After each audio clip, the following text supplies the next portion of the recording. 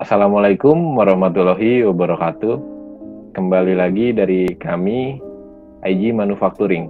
Pada kali ini kita akan mempresentasikan tentang selection chart. Yang pertama itu ada selection chart untuk varian Paul Climber. Dari video sebelumnya kita dapat menentukan ada 3 varian. Dan dari 3 varian tersebut, untuk varian 1 dan varian 2 sudah sesuai kategori. Dan untuk varian 3 dinyatakan tereliminasi karena A. Kompatibilitas tidak sesuai, dan B. Tidak sesuai dengan daftar persyaratan, C. Secara prinsip dapat diwujudkan, D. Tidak dalam batas biaya produksi, E. Memenuhi syarat keamanan, F. Tidak sesuai keinginan pembuat, G. Informasi tidak memadai, dan H. Tidak sesuai dengan spesifikasi. Dikarenakan varian 3 butuh biaya yang lebih tinggi karena faktor materialnya. Dan selanjutnya ada pembobotan. Dari Paul Climber ini terbagi menjadi 4. Yang pertama operasi. Dari operasi ini terbagi lagi menjadi operasi sederhana, yang menjadi operasi mudah, dan operasi aman. Kemudian ada operasi biaya rendah dengan nilai sebagai berikut. Selanjutnya ada perawatan yang nomor 2. Perawatan ini terbagi menjadi 2 bagian. Yang pertama infeksi dan pembersihan mudah, dan mendapat nilai sebesar sekian. Dan selanjutnya dari perawatan terbagi menjadi pergantian suku cadang mudah. Penggantian suku cadang mudah ini terbagi menjadi 2. Yang pertama suku cadang, yang dimaksud suku cadang ini mudah didapat, dan yang kedua dapat didaur ulang dengan nilai sebagai berikut. Dan selanjutnya yang ketiga yaitu penggunaan. Dari penggunaan ini sendiri terbagi menjadi 2, hemat energi dan multifungsi.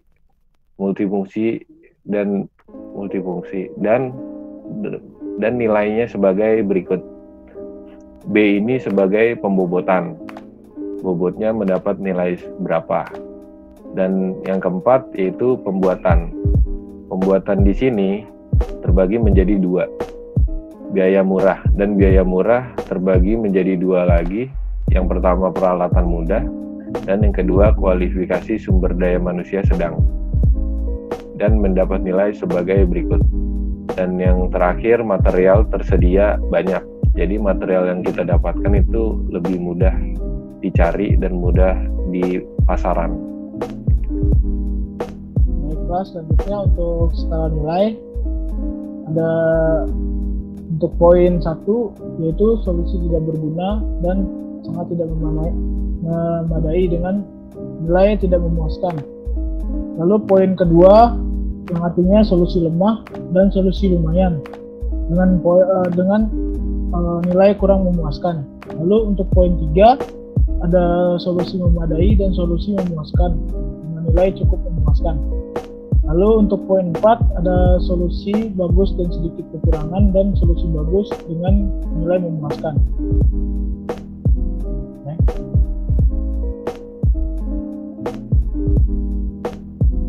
Lalu selanjutnya untuk poin 5 ada solusi sangat bagus, solusi melebihi persyaratan, dan solusi ideal dengan nilai yang sangat memuaskan.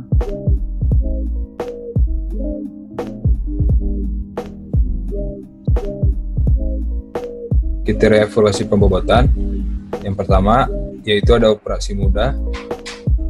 Operasi mudah dari produk yang kita buat yaitu nilainya yaitu 5 dan hasil bobotnya adalah 0,75. Yang kedua operasi aman yaitu nilainya 5 dan hasilnya juga 0,75. Dan yang ketiga biaya operasi rendah dari produk yang kita buat yaitu adalah nilainya 5 untuk hasil pembobotannya 0,75. Dan yang keempat infeksi dan pembersihan mudah yaitu nilainya lebih tinggi yaitu 5 dan hasil pembobotannya 0,3. Suku cadang yang banyak yaitu nilainya 5 untuk hasil bobotnya 0,12 dan dapat didaur ulang, yaitu parameternya atau nilainya cukup kecil, yaitu 0,48, dan hemat energi dari desain produk kita sangat tinggi, yaitu 5, dan hasil pembobotannya 1,4. Next. Nah, selanjutnya di sini yang ke-8 yaitu adalah multifungsi, yaitu parameter waktu. Untuk hasilnya yaitu P-nya adalah 3, hasil bobotnya 0,36, dan yang 9 di sini ada peralatan tersedia, yaitu adalah waktu dan biaya, hasil bobotnya 0,16, dan yang ke-10 adalah kualifikasi SDM, faktor ketahanan, yaitu parameternya 4, untuk hasil bobotnya 0,16, dan yang ke-11 ketersediaan material, yaitu adalah waktu, untuk parameternya 5, hasil bobotnya 0,6. Jadi untuk varian pertama, untuk hasil bobot dari keseluruhan 11 kriteria ini adalah 4,48. Next. Nah, untuk kriteria evaluasi pembobotan yang kedua, yaitu yang pertama operasinya sangat mudah. Untuk hasil pembobotannya 0,75. Yang kedua operasi aman, hasil pembobotannya 0,75.